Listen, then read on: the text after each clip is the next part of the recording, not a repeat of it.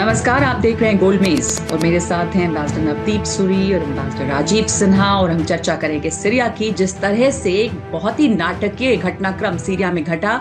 जो असद फैमिली है वो अलावी हैं। अलावी, कुछ शिया भी उनको असली सही माने में मुस्लिम नहीं गिनते। और अमेरिकन इंटरेस्ट क्या है, इजराइल के इंटरेस्ट क्या है, क्योंकि सीरिया में एक खींचतान है। अभी कुछ कहना पूरी तरह से सही नहीं होगा। मिडिल ईस्ट में अक्सर ये कहते थे कि इजिप्ट के बिना जंग नहीं हो सकती, सीरिया के बिना शांति नहीं हो सकती।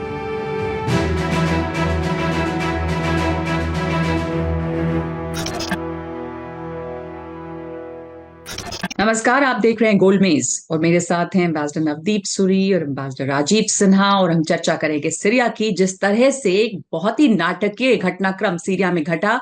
और वो गृह युद्ध जो दशकों से चल रहा था, पिछले 13 साल से चल रहा था, वो हफ्तों में खत्म हो गया, सिमट गया। और बशर अल असद जो हैं, वो किसी तरह से यहाँ दमिश्क से निकलकर रूस पहुंच चुके हैं, जहां पर उन्हें राजनीतिक शरण मिली है। लेकिन बड़ा सवाल यह है कि बशर अल असद के बाद अब सीरिया का क्या वहां पर हालात बेहतर होंगे लोगों के लिए, या फिर जो कट्टरपंथी ताकतें हैं, अलग अलग गुट हैं, वो सर उठा रही हैं।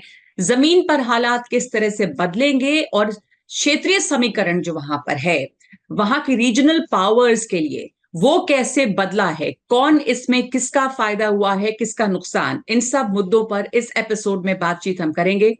तो शुरुआत करते हैं एम्बेसडर सूरी आपसे। आप तो सीरिया में रहे, आप वहां पर दमिश्क में कई सालों तक आप पोस्टेड थे। दमिश्क की जो जमीनी हालात तब थे और दमिश्क जैसा अब था सीरिया, और चीजें जो अब बशर के बाद, आपको क्या लग रहा है वहां पर किस तरह का बदलाव देखा जाएगा? ये मैं वहां था करीब 40 साल पहले, और उस समय बशर असद के पिताजी हाफिज असद राष्ट्रपति थे। और इसी से हमें एक चीज का संकेत मिलता है कि पिछले 52 साल से एक परिवार, एक डायनेस्टी समझ लीजिए, उस मुल्क के ऊपर राज कर रही है। और बड़ा ही कठिन, बहुत ही सख्त किस्म का राज। एक सीरिया की डोमेस्टिक पॉलिटिक्स अंडरस्टैंड करने की जरूरत है कि जो असद फैमिली है वो अलावी हैं। अलावी, कुछ शिया भी उनको असली सही माने में मुस्लिम नहीं गिनते, क्योंकि उनके कुछ बिलीफ्स हैं, प्रैक्टिसेस हैं जो रीइंकार्नेशन और चीजों में बिलीव करते हैं। लेकिन 80% देश की जो पॉपुलेशन है सीरिया की, वो सुन्नी मुस्लिम है। और काफी सालों से नाराजगी भी चल रही थी कि एक छोटी सी एक मिनॉरिटी है, कुछ लोग कहते हैं 6-8% है, कुछ लोग कहते हैं 10% है, लेकिन उनका कब्जा फौज के ऊपर और इंटेलिजेंस के ऊपर, और उसकी वजह से वो राज कर रहे हैं। तो एक लेवल पे आप देखें तो देश में काफी इस समय लोग सेलिब्रेट कर रहे हैं कि फाइनली इनसे छुटकारा मिला हमें। जिस जिस जिस एक फैमिली ने पिछले 50 साल से राज किया उस देश के ऊपर। लेकिन चिंता भी है कि वो तो चले गए, उसको तो सेलिब्रेट कर रहे हैं, लेकिन उनकी जगह क्या आ रहा है उसके बारे में हमें कुछ तसल्ली है। कुछ तो हम इस समय ये जानते हैं कि जुलानी साहब जो आए हैं, उनका जन्म दिमश्क में हुआ था। और पहले उन्होंने एक जबहत नुसरा बनाया, एक ग्रुप अल-कायदा के साथ वो मिले हुए थे। उस समय इनके बहुत ही कट्टरपंथी व्यूज थे। लेकिन आज हम देख रहे हैं कि वो कुछ नरमाई से बात कर रहे हैं, कुछ वो कह रहे हैं कि औरतों के ऊपर कुछ असर नहीं पड़ेगा, जो पहनना चाहे पहनने सकें। क्योंकि एक लेवल पे अगर हम देखें तो असद फैमिली जो थी वो डिक्टेटर तो थे, लेकिन सेकुलर थे। तो उस सेकुलर फ्रेमवर्क में चाहे औरतों का दर्जा था, चाहे मिनॉरिटीज का दर्जा था, उनको कोई फिक्र नहीं था। आज ये चिंता जरूर लोगों में है कि रिप्लेस जो कर रहा है उससे क्या देश में होगा, क्या स्थिरता रहेगी, क्या देश बढ़ जाएगा, कुछ आगे बढ़ने का मौका मिलेगा। सो जो इनिशियल उनके कमेंट्स हम देख रहे हैं वो प्रोग्रेसिव हैं, लेकिन हम ये नहीं इस समय जानते कि वो टैक्टिकल हैं या वाकई ही उनकी नियत ये है नियत में बदलाव आए।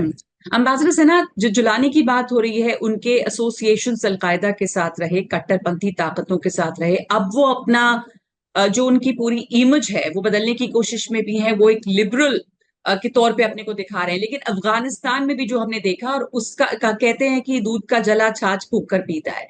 अफगानिस्तान में वो गुड और बैड तालिबान की बात हुई, पर आप देखें कि हालात वहां पर कितने बदतर हैं अब महिलाओं के लिए। तो ये जो कट्टरपंथी गुट वहां खड़े हो रहे हैं, ये डर, ये आशंका है कि असद तो गए, पर क्या ये अब जुलानी की जेल तो नहीं बन जाएगा सिरिया जो है? वो किस किस्म के शख्स हैं? ये तो जो आपने कहा, ये तो एक सच है कि आगे क्या होगा पता नहीं। पर जिस तरह से उन्होंने बात करी है, उन्होंने ये कहा है कि हम हमारी जो अप्रोच होगी प्रैग्मेटिक होगी, हम माइनॉरिटी अटैक नहीं करेंगे, हमारा जो ट्रांसफर ऑफ पावर होगा वो एक ऑर्डरली पावर होगा। जो पिछले प्राइम मिनिस्टर थे बशर के टाइम पे, वो रहेंगे और वो ट्रांसफर ऑफ पावर करें, मदद करेंगे। और दे हैव, उन्होंने कहते हैं कॉन्स्क्रिप्ट्स के लिए उन्होंने वो किया, कहते हैं they have announce an amnesty for conscripts. They asked, उन्होंने ये भी कहा है कि जितने भी फौजी हैं वो आके हमारे पास रिपोर्ट करें और अपने वो करें। तो जिस तरह से उन्होंने किया है, बात कर रहे हैं, उनका अप्रोच बड़ा प्रेगमेटिक लग रहा है। पर हमें ये नहीं भूलना चाहिए कि उनका जो कोर इस्लामिक आइडियोलॉजी है, रेडिकल इस्लामिज्म है और जिहादी है, उसको भूलना नहीं चाहिए हमें। और उनका ऑब्जेक्टिव है इस्लामिक रूल, ये हमें नहीं भूलना चाहिए। पर अब जैसे आपने अफगानिस्तान की बात कही, अफगानिस्तान में क्या हुआ? अफगानिस्तान में जब तालिबान आए तो वो तो कट्टरपंथी थे और उन्होंने प्रॉमिस किया था कि हम ये करेंगे, ये करें, पर उन्होंने कुछ नहीं किया। वो अपने तालिबान टू भी बिल्कुल तालिबान वन की तरह ही है, उसमें कोई फर्क नहीं दिखाई दे रहा। चाहे वो महिलाओं की पोजीशन हो, चाहे वो जी। बेटियों की हम्म। पढ़ाई को लेके बात हो, या वो सब नहीं। पर यहाँ पे जो देखा जा रहा है, अब देखिए आपने, अब आप देखें कि जोलानी का सबसे पहले इंटरव्यू किसको था? सीएनएन को था। सो आई थिंक वहां पे, और उन्होंने जब उन्होंने उमैद मॉस्क में, जो सबसे बड़ा मॉस्क है दमिश्क का, जहां पे उन्होंने अनाउंस किया कि हम जीत गए हैं, उन्होंने वहां पे क्या कहा कि ईरान के लिए ये अब खेल खेल नहीं है, ये जगह ईरान का खेल के लिए खत्म खत्म। तो हम्म। एक तो वो था। जी। नंबर दो, हम्म। उन्होंने जो सीएनएन को जो बात करी, उन्होंने बड़ी बड़ी बड़ी कॉशियस और प्रैग्मेटिक अप्रोच के साथ बात करी, और उन्होंने, वो भी एक मैसेज था to the Americans and Israelis की वी अंडरस्टैंड योर इंटरेस्ट, आपके जो इंटरेस्ट हैं उसको उनको हम समझते हैं और आगे देखते हैं क्या होता है। तो आई हम्म। थिंक थोड़ा फर्क तो है जो अफगानिस्तान जी। में हुआ और जो यहाँ, कुछ हम्म। सिमिलैरिटीज भी हैं। जी। अफगान अफगान आर्मी और सीरियन आर्मी नहीं लड़ी, अफगान हाँ। लीडरशिप और अब सीरियन लीडरशिप निकल गए। हाँ, आपने देखा होगा। और हम्म। जितने भी जो मेजर वॉरलॉर्ड्स थे, वो जो गवर्नमेंट, सब सब निकल गए। समझे आप? तो उस तरह से सिमिलैरिटीज भी हैं, पर there are differences as well. तो ऑफ कोर्स, जो आप जैसे कह रहे हैं ना कि फंडामेंटलिस्ट ताकतों का उभार भी हो सकता है।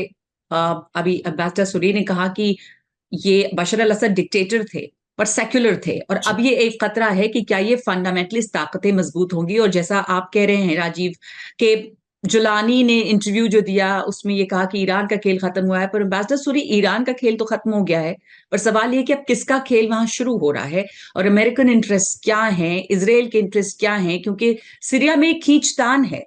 तो किसका फायदा, किसका नुकसान, कौन सबसे बड़ा लूजर है, किसने सबसे ज्यादा गेन किया यहाँ पर?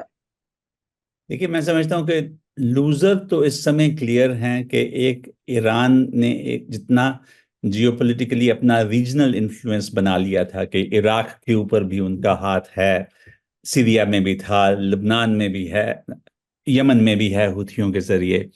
तो ईरान को नुकसान तो जरूर पहुंचा। दूसरा पहुंचा नुकसान रूस को।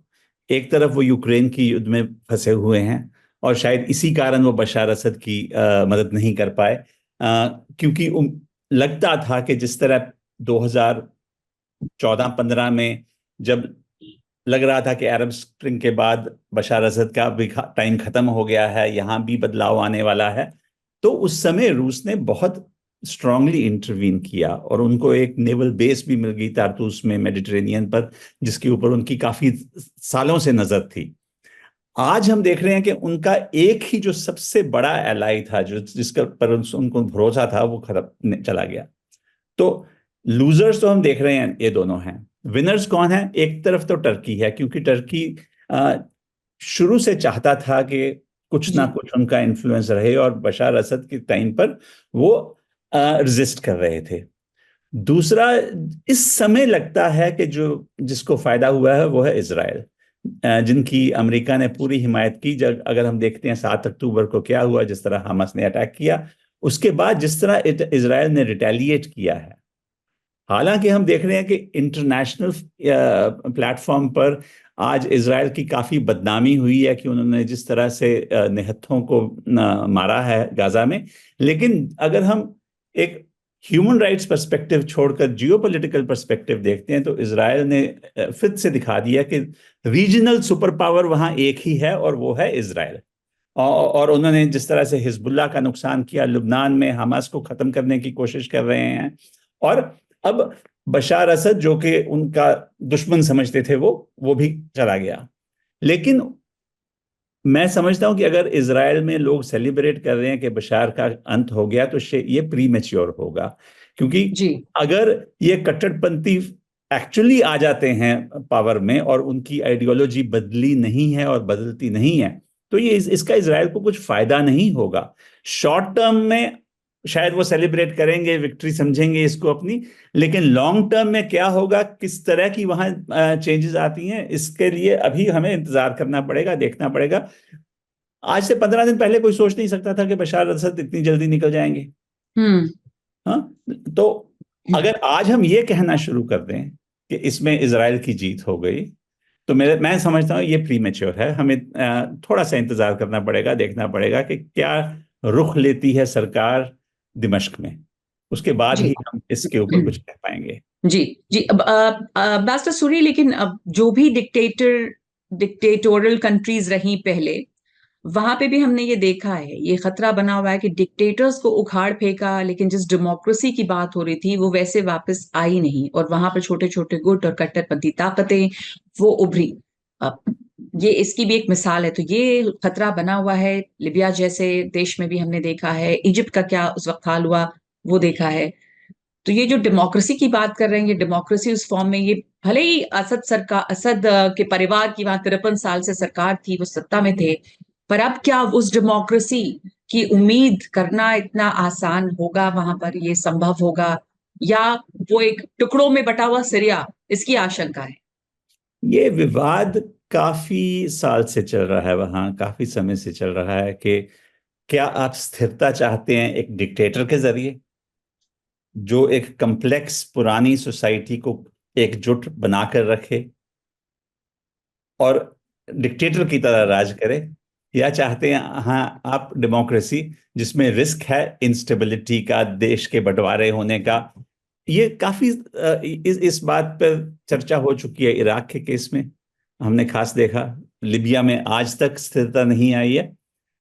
मैं समझता हूं कि एक मौका लोगों को मिलना चाहिए वहां। क्या वो अपने आप के लिए असर्ट कर सकते हैं? और भारत की भी जो स्टेटमेंट आई है कल हमने जो देखी है, वो ये है कि जी। सीरियन लेड सॉल्यूशन होनी चाहिए। ये हम्म नहीं कि जिस तरह इराक में अमेरिकन आए, उन्होंने बोला हम डेमोक्रेसी बनाएंगे, और आज तक इराक उससे रिकवर नहीं कर पाया। तो सीरिया और अफगानिस्तान में एक बड़ा फर्क है। सीरिया में बड़ा हाई लिटरेसी रेट है, बड़ी प्रोग्रेसिव सोसाइटी रही है, सिविल सोसाइटी काफी एक्टिव है वहां पर। तो मैं समझता हूं जो एक बेसिक सोशल इंफ्रास्ट्रक्चर है वहां रिकंस्ट्रक्ट करने का, जो अफगानिस्तान में नहीं था। जी अफगानिस्तान में जी। हम कुछ भी कहें, हम्म एक आम लेवल पे जहालत थी। सीरिया में वो नहीं है। ये बहुत पढ़े लिखे इंटेलिजेंट प्रोग्रेसिव लोग हैं हम्म जिनको दबा कर रखा गया इतने साल से। तो मैं हम्म। समझता हूँ कि अगर अगर फॉरेन इंटरवेंशन ज्यादा नहीं होती, अगर प्रोसेस होता भी है तो वो यूएन लेड प्रोसेस होता है, तो एक मौका मिलना चाहिए लोगों को। बहुत अच्छे लोग हैं, बहुत सिविलाइज्ड लोग तो हैं। ये, जी जी, ये एक बड़ा सवाल है कि क्या ये फॉरेन इंटरफेरेंस नहीं होगी, यूएन लेड प्रोसेस होगा? एम्बेसडर राजीव सिन्हा, भारत ने ये बार बार कहा है कि सीरिया में Syria led peace initiative Bharat चाहता है, उसके पक्ष में है। भारत और सीरिया के रिश्ते बड़े अच्छे रहे हैं, संबंध बशर अल असद के पिता के समय से। जवाहरलाल नेहरू अमेरिका जाने के रास्ते में वहां रुके, और वहां पर एक जवाहरलाल नेहरू के नाम पे एक सड़क है, और उनके आना जाना रहा। बशर अल असद हिंदुस्तान भी आए थे दौरे पे, प्रतिभा पाटिल गई थी, और दूसरी की तमाम अहम मुद्दों पर भारत के साथ रहा है सीरिया, चाहे वो 370 की बात हो, कश्मीर की बात हो, लेकिन अब जो गुट वहां पर आ रहा है, भारत को भी ये देखना होगा कि इनके साथ में एक नए संबंध किस तरह से बने। और ये चिंताएं भारत के लिए भी हैं कि बहुत जो इस तरह के फंडामेंटलिस्ट ग्रुप्स हैं उनके साथ वर्किंग रिलेशंस, तो भारत के कंसर्न इस समय क्या होंगे?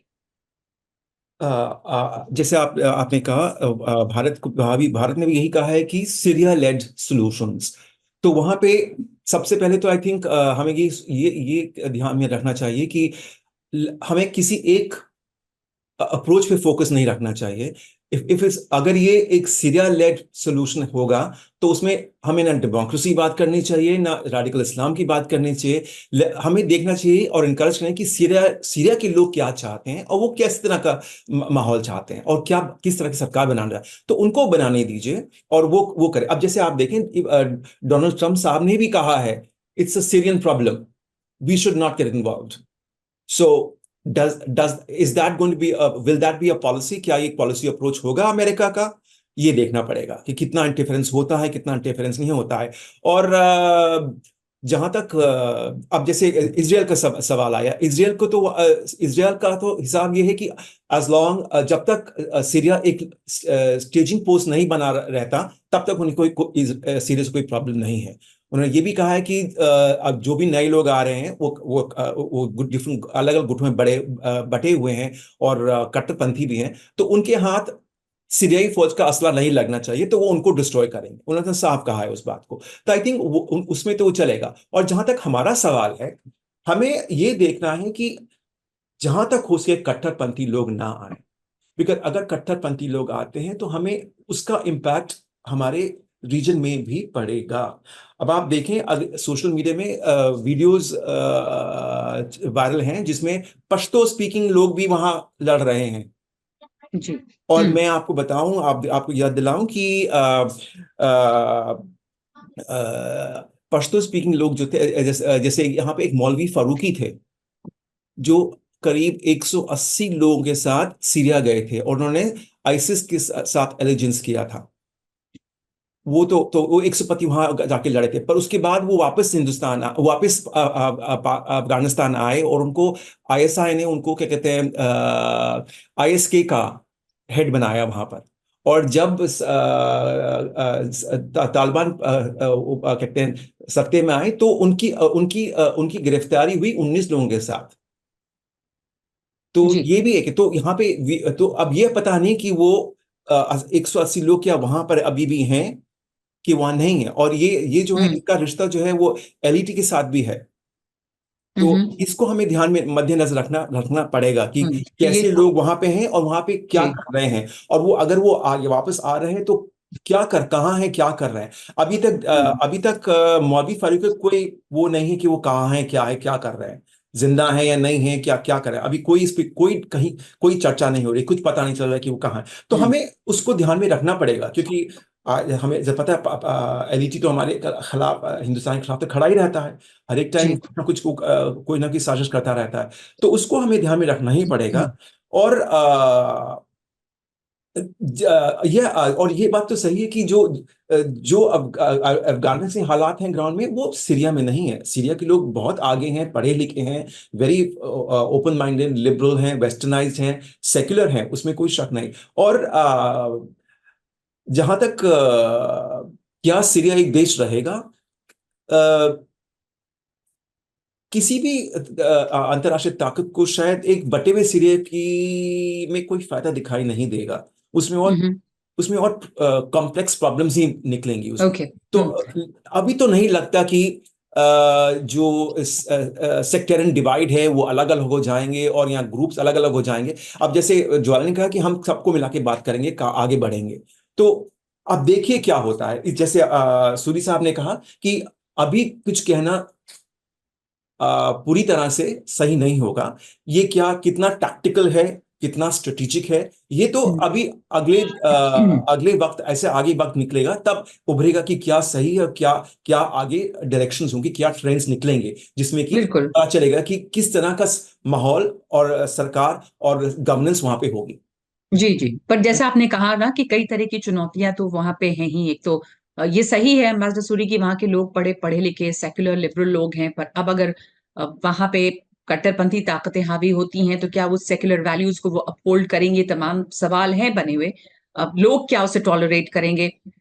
जिस रीजनल जियोपॉलिटिक्स की बात करें, मैं आपसे एक सवाल ये जानना चाहती हूँ कि क्या असर उस क्षेत्र पे पड़ेगा? फायदा नुकसान हमने देखा कि ईरान को नुकसान हुआ है, टर्की और इसराइल को सबसे ज्यादा फायदा हुआ है, रूस भी अपने फ्रंट पे उलझा हुआ है, इसलिए यहाँ पे ज्यादा वो कुछ कर नहीं सके सिवाय इसके कि उन्होंने शरण दे दी बशर अल असद को। बट ये शिया सुन्नी पॉलिटिक्स भी जो अरब देशों की रही है उसको भी देखते हुए रीजनल जियोपॉलिटिक्स पर किस तरह का असर देखेगा इसका? नगमा, मैं दो चीज कहूंगा। पहली तो जो सीरिया के लोग हैं, हमें समझना चाहिए कि वो भारत के प्रति उनके मन में बहुत पॉजिटिव फीलिंग है। जब मैं वहां था, वहां से लेकर आज तक भी आप किसी से बात करो, मिठुन चक्रवर्ती से लेकर शाहरुख खान तक उनकी फैंस हैं। हमारी एम्बेसी से लोग मैगजीन चोरी करके ले जाते थे कि उनको एक फिल्म स्टार की फोटो मिल पाए। अ, तो और भारत ने एक जो अक्लमंदी की बात की कि through out this period Syria से लोग स्कॉलरशिप पर आते रहे, हमारे आईटेक प्रोग्राम के अंडर ट्रेनिंग के लिए आते रहे। तो वहाँ बहुत सारे लोग हैं सिविल सोसाइटी में, गवर्नमेंट में, यूनिवर्सिटीज में, जो जिनका एक भारत के साथ कनेक्शन रहा है। तो आई फील कि वो हमारा एक सॉफ्ट पावर समझ लीजिए, एसेट समझ लीजिए जो है उस देश में। चेंजेस होंगी भी तो हमें उसको बरकरार रखना चाहिए। दूसरा, जो आप कह रहे हैं, मैं समझता हूं कि सबसे बड़ा असर ईरान की डोमेस्टिक पॉलिटिक्स के ऊपर पड़ सकता है, क्योंकि हमने देखा लास्ट जब इलेक्शंस हुई ईरान में, तो पहली बार बहुत सालों के बाद एक मॉडरेट फिगर उभर कर आए। अब जो ईरानियन रेवोल्यूशनरी गार्ड्स हैं, जिनकी एक बड़ी ही हार्डलाइन अप्रोच रही है कि हम एक रीजनल सुपर पावर बनेंगे, अपना इन्फ्लुएंस फैलाएंगे, शिया कम्युनिटीज के थ्रू फैलाएंगे, मैं समझता हूं कि आज आईआरजीसी बैकफुट पे है। जो कुछ भी हुआ पिछले 3-4 महीनों में हमने जो देखा रीजन में, अगर इन डेवलपमेंट्स के कारण ईरान में मॉडरेट्स फिर से ऊपर आ जाते हैं, आईआरजीसी बैकफुट पे चले जाती है, तो अगर ईरान एक नॉर्मल देश बन जाता है रीजन में, तो मैं समझता हूं वो सबसे बड़ा बदलाव होगा इस क्षेत्र में। और हम देख रहे हैं कि खाड़ी के देश भी बहुत ध्यान से देख रहे हैं कि हम किस तरह से जो चेंजेस हुई हैं इनको इनका इस्तेमाल कर सकें कि रीजन में एक थोड़ा शांति का माहौल बने, और तनाव कम। पर पूरे इसको एक आइसोलेशन में, जैसा आपने भी कहा था एम्बेसडर सिन्हा, इसको आइसोलेशन में नहीं देख सकते हम। सीरिया में जो समस्या है, उस पूरे क्षेत्र में जो समस्या रही है, अब इधर इसराइल गाजा, उसमें लेबनान खींचा चला आ रहा है, उसमें ईरान शामिल है, वहां पे पूरा एक तनाव है। अब अगर हम अमेरिका की बात करें तो हस्तक्षेप इस पूरे इलाके में रहा है। यहाँ पे आप किस तरह का देखते हैं इंटरेक्शन अमेरिका का? प्रेसिडेंट बाइडेन ने भी कहा है कि मैंने जो जलाने कहा है मैंने सुना है, और हम देखेंगे वो क्या करेंगे आगे। मैंने आगे पहले भी जिक्र किया कि डोनाल्ड ट्रंप साहब ने भी यही कहा है कि ये एक सीरियन प्रॉब्लम है, उनको अपना अपना हल खुद निकालना चाहिए। और अगर और एक बात हमें ये भी ध्यान में रखनी चाहिए कि जलानी जो थे वो इराक में अमेरिकन अमेरिकन कैप्टिव थे। वो 6 साल हम्म, अमेरिकन कैप्टिव रह चुके हैं, जी। हम्म। बुका कैंप में और दो तीन जगह। और तो अगर वो आप देखें तो मुझे लगता है कि जोलानी जो है वो कोई स्ट्रेंजर नहीं है अमेरिकन के लिए।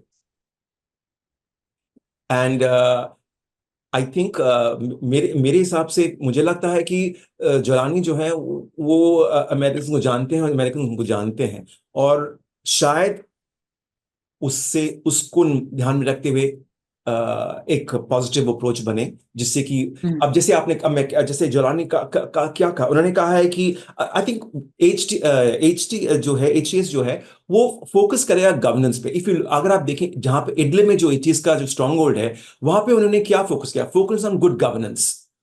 They are very well self-funded. They focus on self-governance, and they've also emerged as the champions of और defender Sunni Islam interest and majority of Sunni Islam, तो एक्सेप्टेंस की तो प्रॉब्लम ज्यादा नहीं होनी चाहिए अगर ये आगे बढ़ते हैं। दूसरा, उन्होंने ये भी अश्योर किया है कि माइनॉरिटीज को हम कोई खतरा नहीं है हमारे से।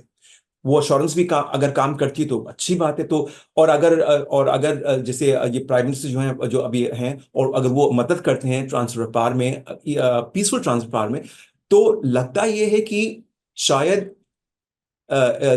देश में तितर बितर ना हो, एक मिली जुली सरकार, एक आगे जो फोकस करती है गवर्नेंस पे और पॉलिटिकल एंगेजमेंट पे, शायद वो उभरे, और maybe we can see a rather peaceful, orderly transition from one regime, which is a dictator regime, to another regime. What that shape of the regime will be? Will it be an Islamic republic? Will it be Islamic governance? Will it be radicalized? Will it not? Or will it be a moderate government? This time will tell. ये समय बताएगा कि किस तरह से निकलता है। और because जोलानी को भी इंटरेस्ट बैलेंस करने हैं। ठीक है, उनका सबसे बड़ा गुट है, सबसे पावरफुल है, वेल फंडेड है, पर दूसरे गुट भी तो है ना जिनको साथ लेके चलना पड़ेगा, बिकॉज सबके अपने अपने स्ट्रॉन्ग होल्ड्स हैं, तो उनको भी काम लेना पड़ेगा। तो अब देखिए कैसे आगे बात बढ़ती है। जी, ये देखना होगा कि बात कैसे आगे बढ़ती है और सबका हित किस में है, जोलानी का हित किस में है। एम्बेसडर सूरी, एक आखिरी कमेंट आपसे, जैसे अमेरिका के लिए भी चुनौती रहेगी, वो जोलानी को जान रहे हैं, जोलानी पर उन्होंने इनाम रखा हुआ था, अब तो ये भी है, तो कैसे उससे अब डील करेंगे? और दूसरे की, क्या आपको लगता है मॉडरेट सेक्युलर गवर्नमेंट यहाँ पर उभरेगी? जोलानी के अपना कैरेक्टर, चरित्र बदलेंगे, फंडामेंटलिज्म छोड़ के ये सेक्युलरिज्म की तरफ जाने वाले हैं? देखिए, जो फंडामेंटलिस्ट लोग हैं उनके लिए सेक्युलर तो डर्टी वर्ड है। वो उसमें नहीं मानते, लेकिन पॉइंट ये है कि ठीक है, आप इस्लामिक भी रखना चाहते हैं उसमें, लेकिन मिनॉरिटीज का क्या स्थान है? जी, राइट। मैं समझता हूँ कि अमेरिकन इस समय ट्रांजिशन में हैं, तो काफी वो ऑब्जर्व कर रहे हैं, लेकिन कुछ करने की इस समय गुंजाइश ज्यादा नहीं है। हमें इंतजार करना पड़ेगा, नई ट्रंप एडमिनिस्ट्रेशन आएगी, वो क्या रवैया लेती है। लेकिन जो हम जानते हैं अमेरिकन के बारे में, कि वो संकोच नहीं करते, उनके लिए कोई आइडियोलॉजिकल हैंग अप नहीं है। जहां वो उनको रास्ता दिखता है, वो तालिबान से भी काम कर लेंगे, किसी और से भी कर लेंगे, उसमें उनको किसी किस्म का संकोच नहीं रहेगा। वो अपने इंटरेस्ट के लिए करेंगे, जैसे बाकी देश करते हैं अपने इंटरेस्ट के लिए। हमारे लिए आई थिंक जरूरी ये है कि हम इस चीज को बहुत ध्यान से देखें। हमारी एम्बेसी अभी भी वहां काम कर रही है, करीब 100 के करीब वहां भारतीय नागरिक हैं जो इंटरनेशनल ऑर्गेनाइजेशंस में, यूएन में, गोलान में जो यूएन की प्रेजेंस है वहां भारतीय शुरू से रहे हैं कुछ ना कुछ। तो हमारे लिए ये जरूरी है कि हम अपने रिलेशंस, जो भी नई सरकार बनती है उसके साथ, और अपने जो सिविल सोसाइटी के कॉन्टैक्ट्स हैं उनके साथ बनाए रखें, क्योंकि सीरिया एक बहुत ही, आप लिंचपिन कहते हैं इसको। मिडिल ईस्ट में अक्सर ये कहते थे कि इजिप्ट के बिना जंग नहीं हो सकती, सीरिया के बिना शांति नहीं हो सकती। तो सीरिया में शांति होना बहुत जरूरी है उस सारी रीजन के लिए, और इसीलिए मेरा ख्याल हम देखेंगे कि जो भी उस एरिया के मॉडरेट रूलर्स हैं, चाहे सऊदी अरेबिया से हैं, यूएई से हैं, और लोग हैं, उनकी कोशिश होगी अगले कुछ सप्ताह में कि किस तरह लोगों को इकट्ठा किया जा सके। जी, तो जैसे कि उस पूरे क्षेत्र में पहले से ही आग लगी हुई है और अलग अलग जगहों पर अलग अलग फ्रंट पर जंग छिड़ी हुई है, ऐसे में सीरिया में शांति बहाल करना एक प्राथमिकता होगी सभी तरफ से, सभी देशों की भी। जैसा आपने कहा कि सीरिया के बिना शांति नहीं बनाई जा सकती वहां पर, तो ये अहमियत है सीरिया की। बहुत शुक्रिया आपका नवदीप सूरी और राजीव सिन्हा हमारे साथ जुड़ने के लिए गोलमेज के इस एपिसोड में। आज के लिए इतना ही, नमस्कार। धन्यवाद।